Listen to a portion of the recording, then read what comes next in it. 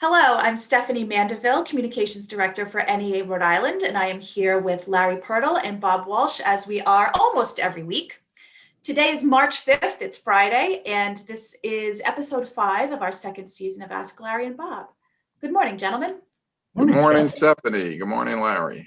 Morning, Bob. It gets harder to do these introductions because we're less regular in our Yes. recordings. Which is But okay, because we want to make sure it's timely. That's a good sign, because Today is timely.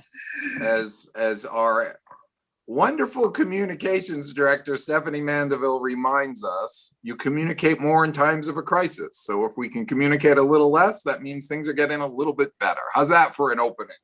That is a good segue.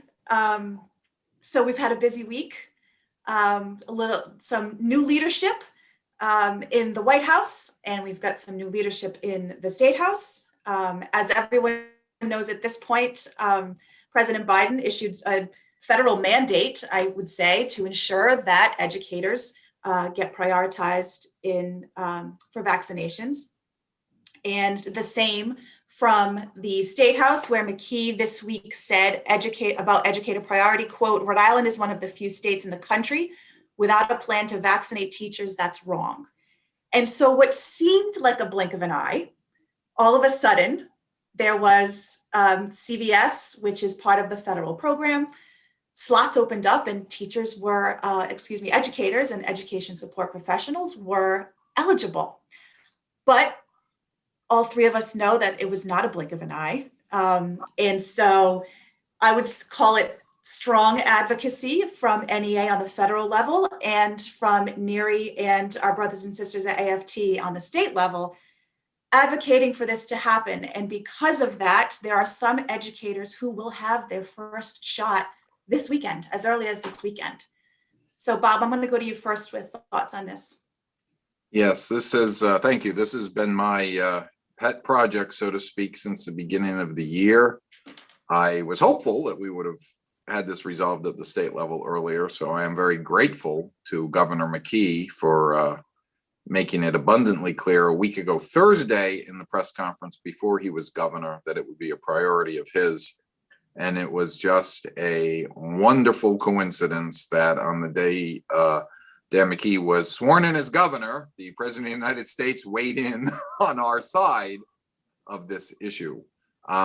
There are some details that still need to be forthcoming. I did not anticipate that CVS would use a portion of their direct federal supply to comply with the Biden interest in getting teachers, our education support professionals, and pre-K. If you are a pre-K teacher or a childcare worker, you're on that eligibility list as well. But it is wonderful that that happened. Our folks are really, really good about seeing those things on the internet. So those slots keep coming up and they keep getting filled up. If you use Walgreens instead of CVS, it's probably worth calling your pharmacy to check where they are in that status. There's nothing up on the website yet, but that's not all. I would anticipate, and predictions are tough, but Governor McKee has sent a strong message. He wants to meet President Biden's goal of having a first shot in every arm by the end of March. And the best way to make sure that happens is to also establish direct clinics around the state, either in the schools or in communities where several schools can send their staff to get vaccinated. That plan, since we're only 3 days into the McKee administration, hasn't been rolled out yet. I hope by the end of next week, there will be an announcement. And then in addition to celebrating daylight savings time, we can celebrate additional opportunities to get all our folks their first shot. So I am happy and grateful about that. Let me put in an asterisk because I've gotten these questions as well. This is with federal support designated for our members, all educators who work in the pre-K through 12 system. This does not, because the CDC guidance does not pick up higher education graduate students, our other categories of membership. One of the reasons, well, there are many reasons to differentiate. There's much more robust testing of adult young adult learners at the college level, the ability to enforce masking, to do routine testing of everybody. They're mandating it at URI, we know. Even if you're doing distance learning, you're getting tested frequently as a student. So there are a lot of differentiating reasons. That does not mean we do not love all our categories of membership and hope that everyone gets vaccinated as we go through the process, but there were medical and scientific reasons to prioritize educators at the pre-K to 12 level. That was stated long before, that was stated under the prior administration, and it's just terrific that Governor McKee and President Biden have embraced that message. I would like to take some credit for our urging, but I give the scientific and medical community credit for being very strong supporters of that outcome. I think, as you said, it was a huge effort on our behalf, on AFT's behalf, and certainly at NEA, the national level. Becky Pringle, the new NEA president, not new now as of September 1 last year, but has just really reached out and formed a great relationship with Dr. Joe Biden, has access to the White House, to CDC, Department of Education, and certainly she and officers and staff at NEA really pushed hard. And it's so important, as we know, because if we get a shot in everyone's arm by the end of March, that means the second shot comes mid-April. And that means after April vacation, fourth quarter, we're not returning to exactly normal, obviously. We're still going to have to mitigate. We're still going to have to do testing and masks and social distancing and the ventilation. But what it means is that people, teachers and staff will no longer have to be quarantined. We can keep the school staff. That's great for kids and for students and for learning because it's continuity to end the year. And we can fully staff schools. It's a big deal.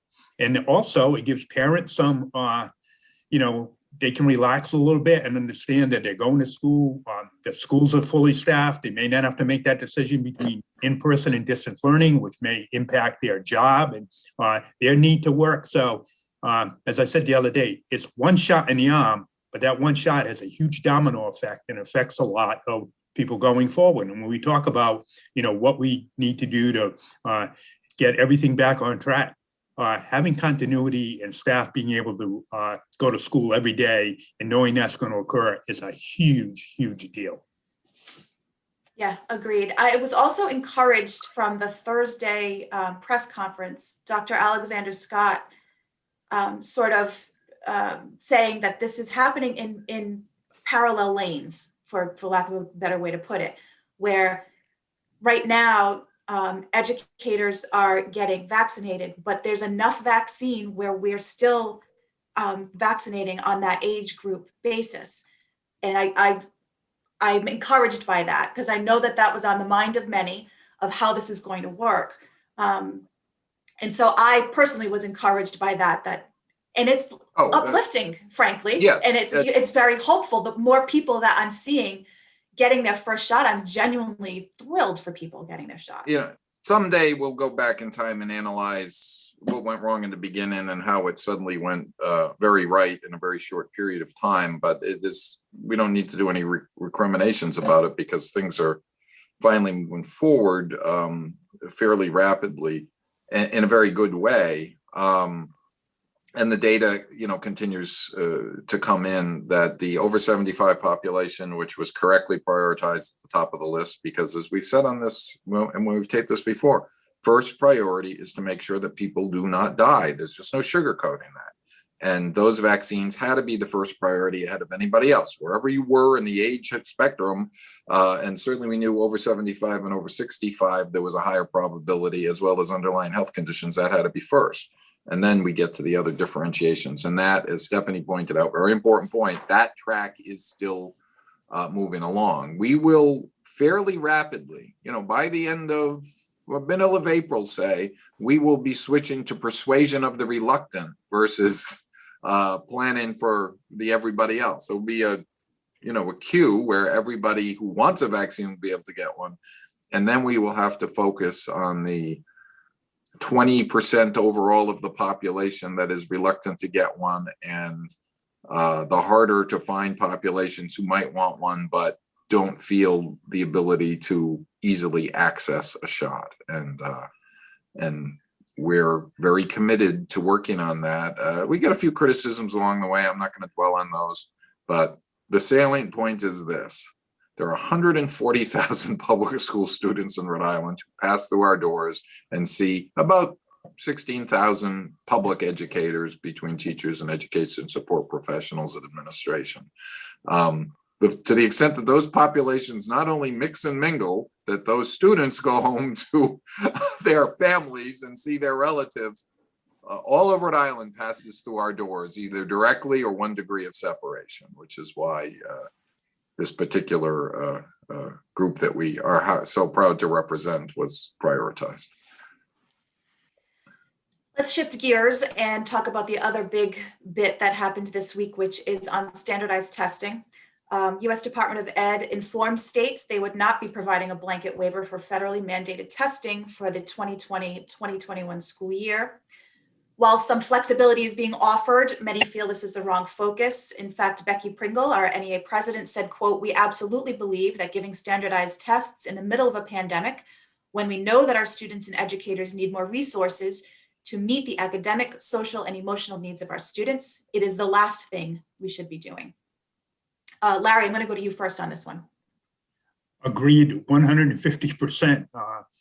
It does not, it just for so many reasons, does not make sense to have students have to sit there and take standardized tests. I can tell you right now what the results are going to be. Any teacher can tell you what they're going to be. And I know there's pushback to use them because we don't want students who are falling behind to fall further behind, but teachers know who those students are, number one. Secondly, I think it's much better to, instead of spending time testing, let's spend time reaching out and finding those students. We know the last numbers I saw, there's like 5,000 students in Rhode Island, and there's tens of thousands, if not hundreds of thousands around the country.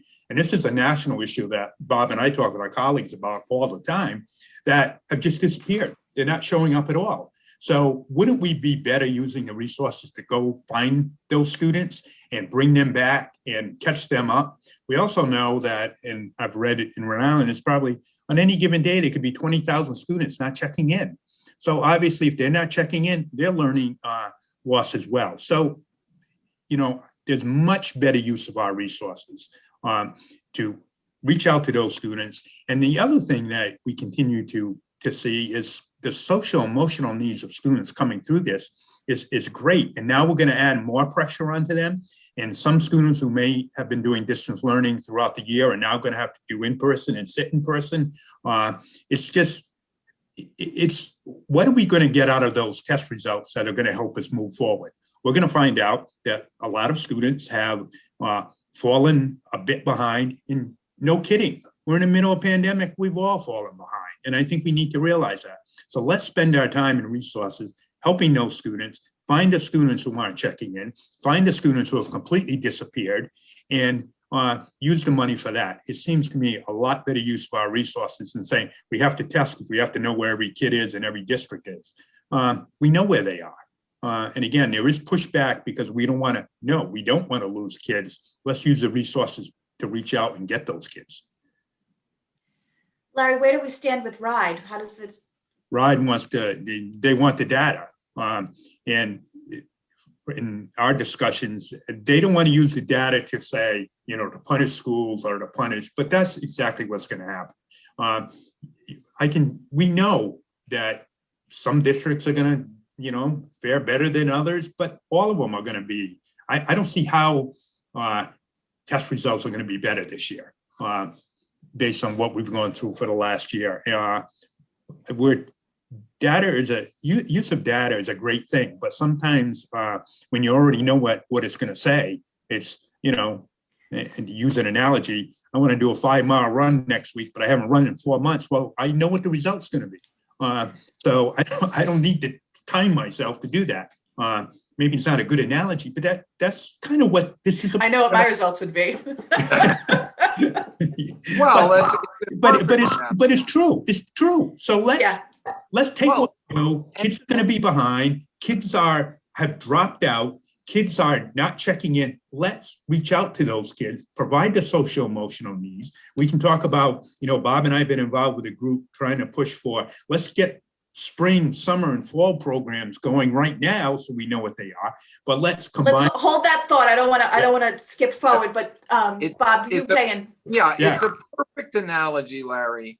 To the extent that some of the folks who are kind enough to watch us talk about these issues are not coming from our membership, it helps explain it to the general public, because people think, oh, well, what's wrong with doing standardized testing? Then you'll know the next day what's going on. No, the testing that teachers do of their individual students gives you immediate results for assessment purposes. The standardized testing, the data gets aggregated and we'll see it next fall. So it would be the equivalent of Larry and I in a race, and everyone knows Larry's a significantly better athlete than I am, and I could not finish the race. But we run the race today, and then next October they say, oh, Larry, you had a really good time, and Bob, you didn't. I say, well, what are we going to do with that data? Well, first, it was highly predictable that would happen, and it would be relatively meaningless for any adjusted educational outcomes, because we already know that this has been a difficult year, not only for the pandemic related disruptions for kids who our members are killing themselves to educate. As Larry pointed out at the top of this question, there's a meaningful percentage of students who either are not attending school at all, or they have such horrible attendance that any results you get would not be instructive, other than, yeah, as it turns out, if you're not in school at all, you haven't learned much. So it is this quest for data, which we're not opposed to, because there are some uses for these tests in normal times. But in a pandemic, to torture kids by having them take a test, take away the time needed for that test, and get results in the fall for things that could have the tests taken today, is beyond ridiculous. It shows a real problem with what priorities are in our education structure. There is an education industrial complex, sad to say. These testing agencies are outside groups that get a lot of money for the tests going on. Fine with me to pay them to go away this year. I just, let us do what we just got. There's a better use of our resources and a better use of our time. And, why put students through it? It doesn't make any sense. So Larry, you touched upon it, something that we all know is taking place, and that's pandemic related learning disruption.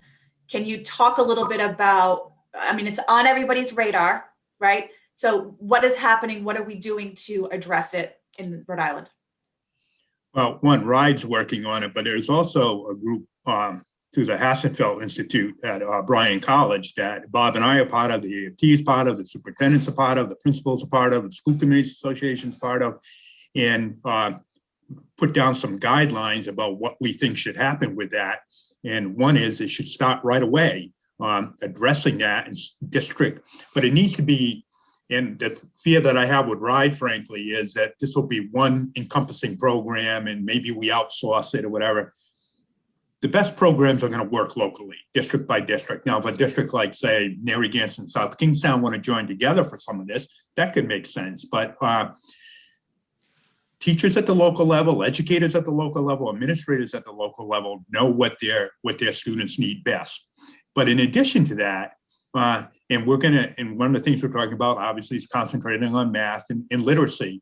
But we can't just bombard students who have been through a year of this with more stuff without addressing social emotional needs. One of the suggestions we have is combine it with, programs that are going on during the summer, say recreation programs in the town, Boys and Girls Club, YMCA, all the groups that, the ideal program in my mind would be, a student comes and, for the first 2 or 3 hours, they're doing, playing ball, whatever, physical activity, and maybe arts and crafts, maybe music, and then they do an hour of math.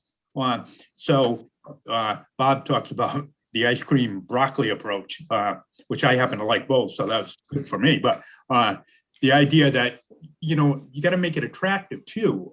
You can't just sit down for 6 hours a day and do math. That's not gonna work, because we're hearing parents say and kids say, hey, let me have a summer. And there's a pretty valid argument to that. But on the other hand, we need to move students forward, and it's not going to be just a one-time program. And that's the other thing that scares me a little bit is, okay, we do a summer program, we're all set. No, this is a long-term, students have been through a year of this, and everything I read, and you talk to people about social, emotional, and all of that, this is several months, several years going forward. So, but we're working, that's our, besides the vaccines and the testing, this is our other big, kind of global issue that we're working on. It's important to remember too, that as we see this light at the end of the tunnel, what we've been through, and I'll just give this anecdote because it just happened to me the other day. I was grabbing my keys to leave the house, and on our key chain hook is all masks. They must have all just come through the wash. So they were all hanging there. And it was jarring for a moment. Like, this is what we do now. This has been our year. And we can't lose sight of the fact that this has been varying levels of trauma for many people, many kids. And that needs to be taken into account moving forward for many months, as you said. Well, forever. I hope one of the things that comes out of this, the short-term thing that has to come out of it is some of the work that Larry and I have been participating in. What do we do this summer? What do we do next year? What do we do for the foreseeable future to get everyone back up to speed, for lack of a better term? But I think it also leads to the bigger conversation about what can we do better that we've always been doing. And this has been on my mind. So here's a new segment. What's on Bob's mind? This may be the only time we do it. Let me get my edit button ready. You're gonna hit the button. You're gonna hit the. Can I go get a coffee and come back? Well, no, this will be a continuing conversation because it's stuff we deal with all the time, but maybe in a different light. Every year we see in our General Assembly and in general assemblies and state legislatures throughout the country, a whole bunch of legislation saying this is what kids should learn. Individual bills. We should do civics education. We should teach our students Rhode Island history. We should teach our students labor history. We should teach our students about these important historical moments. We should teach our students financial literacy. And I was on a call the other day, because even in my spare time, I'm talking about all this with a whole bunch of doctors talking about how to be an educated consumer of medicine and not be afraid to push back to your doctor. And then that led to a conversation about, God, if we actually got this down at the secondary level and started talking to students about it, then maybe they'd be more open when they became adults to things like vaccination, and they'd talk to their doctors. We could destigmatize the importance of mental health services. And we do a lot of this work already, and we do it in bits and pieces and as parts of various curriculums. But I hope that there will be a bigger conversation about what else is important. Survive and thrive in the 21st century after you've just come through a pandemic is my working title for this adventure. And as Stephanie and I were talking about this the other day, and she said, well, in the old, what we used to call home economics, some of this stuff got addressed, and family and consumer science was the more, and we moved away from some of those things in our public schools. I don't know what it'll look like, and we try and pick up a lot of it informally through advisor advisee, but I think we have to have that conversation, because we have to remember forever, for as long as I shall still be alive, there's going to be a whole generation of folks talking about this pandemic in a much more deep, serious, meaningful way than my generation talked about. Remember the blizzard of '78 and we didn't have bread and milk for a week? Well, we've been wearing masks for a year. We've been doing this for a year. The kids at home who are watching that, and the kids who are doing this format in school, it's going to be on their minds forever. So let's think about how we can help them cope for as long as the three of us are still around and beyond. So that's my soapbox, what's on my mind speech for today. And I want to add to that trauma pot, sadly, but we had multiple crises happen here that kids, we all saw that were traumatizing, whether it was racial, whether it was economic, whether it was watching an insurrection live on TV. There was a lot of stuff that people are going to be unpacking for a very, very long time. Right. And some of my views will certainly be called politically correct, because I absolutely think that racial and social justice has to be part of that education curriculum. And we have to talk about where we are in a country and go into it with eyes wide open about how we got here, and things like bias and everything else have to be discussed if we're going to do better. And part of this is not only informed by the pandemic, it's informed by what we saw happen on January 6th in Washington and in the last election cycle. So we got a lot of work to do. So when we get this pandemic done, it's not like we're sitting on our hands. We're going to be back trying to change the world for better. Yeah. And kids are better at having this discussion than we give them credit for. And so if we give them the space to have those conversations, they're going to show us that we're going to be okay. On Saturday night, not yet then, Governor McKee did an hour-long Zoom with the students from Black Lives Matter PAC. And I was lucky enough to sit in on that, or Zoom in on that. And it was just wonderful. Listening to students talk about what they're facing and advocate for themselves. And then I was, earlier this week, I got to talk to an undergraduate at Brown University. A friend of mine who's a professor there said, oh, can you talk to this student? They've got it, I want to know how to navigate an important issue through the legislature. And I was just, re-inspired by, listening in the last week to a lot of folks in that 18, the Black Lives Matter a lot were high school students. So when the 14 to 25-year-old range, you thought, all right, good. I feel a little better about the future listening to how just powerfully these young folks are advocating their ideas and their positions and their optimism that things can get better. So. If I could plug for United Way, Rhode Island, I don't know if you guys saw this, but they're doing a 21-day equity challenge. Yes, and you can go to their website and sign up. I did sign up, and it's been fascinating. And again, it's not measuring yourself against others.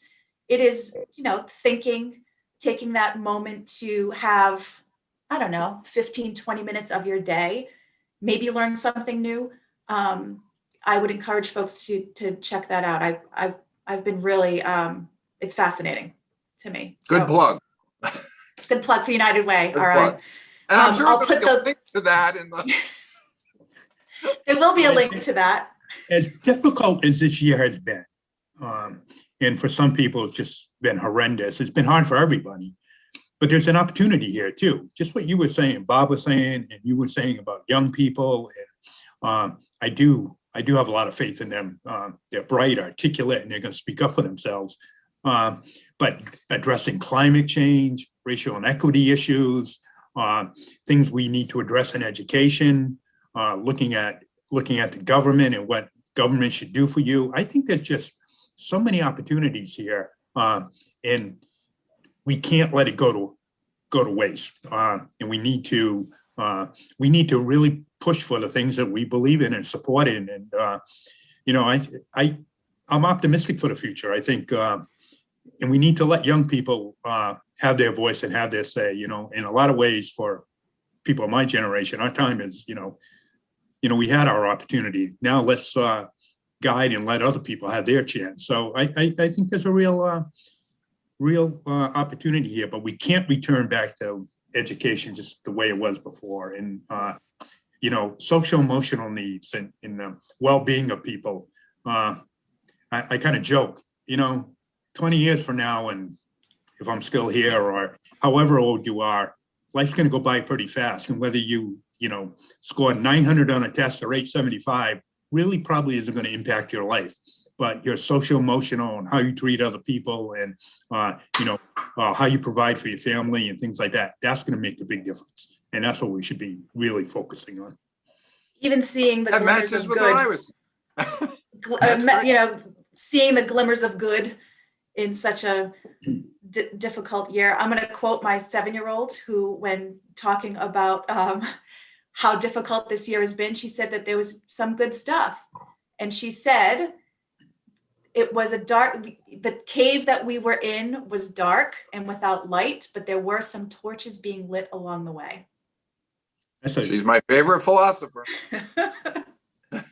So it's true. Just finding a little bit of the good and using that to propel you forward. Hope everybody can take a little bit from that. Yeah, it's tough. We're closer to the end of this than the beginning. Take a deep breath. Don't hit send quickly on things. Reread your stuff for kindness before you send it. Before we finish, I do want to say something to our members. Those who follow us, which I hope is almost everybody on social media, noticed in the last couple of days that we were able to post some great news pieces on our members. One on Tabitha Watchin, who donated a ton of books. Another on Katina Gustafson, who is the art teacher who sculpts in snow. We're able to post those things because folks let me know about them. I'm pretty good at my job, but I can't see everything. So if you see good things that you think should be shared, please make sure you send them my way so that I can get them out there. That's it. Yeah, people are, we say it all the time, what they've done, but they've always done great things, but now they're doing even greater things. They've just stepped up. So thank to all of them. Always like to share good news. We do. On that note, thank you very much, gentlemen. Thank you. Thank you as always, Stephanie, Larry.